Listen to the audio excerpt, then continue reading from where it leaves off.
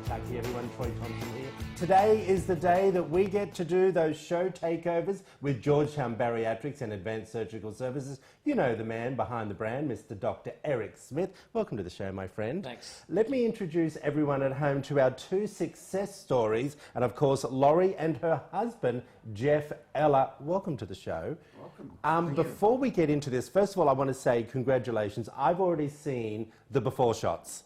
Okay, again, we've had you on the show many times. When you see before and afters and huge success stories like this, what goes through your mind as a bariatric surgeon? Well, obviously it's rewarding. Yeah. But to be honest with you, the picture just says very little, because when you get to see people and you meet them and you know how much more they're enjoying their life afterwards, it's just the tip of the iceberg of the impact that we're making.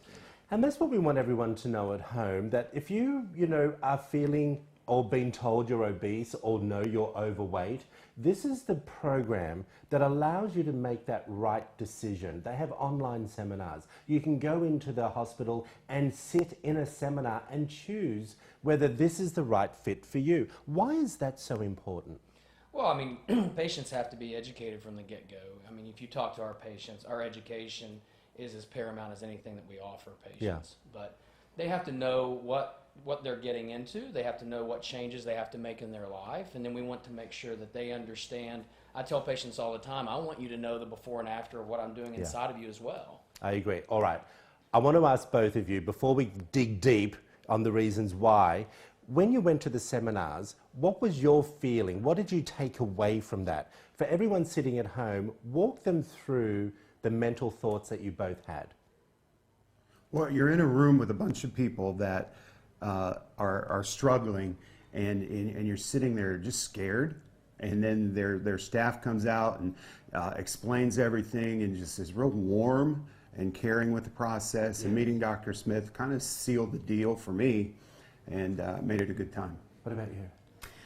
I loved the process. I felt like the pre-surgery information was really instrumental in me being successful. I went into the surgery knowing everything that I needed to know, and I've talked to other people prior to this, having this particular surgery, and they didn't get that kind of care. I mean, they really didn't. They have reached out to me over the last several years, and I just feel like I was a win right from the beginning. Even before, like if you saw my picture that morning of surgery, I was so excited because I already knew. I knew it was going to be, a slam dunk.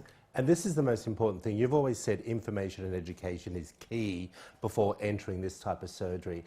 I want to say to you that when you were saying that everyone was warm, everyone was in the same boat, did that give you comfort that you had other people in the room, other potential patients, going through the same thought pattern and process?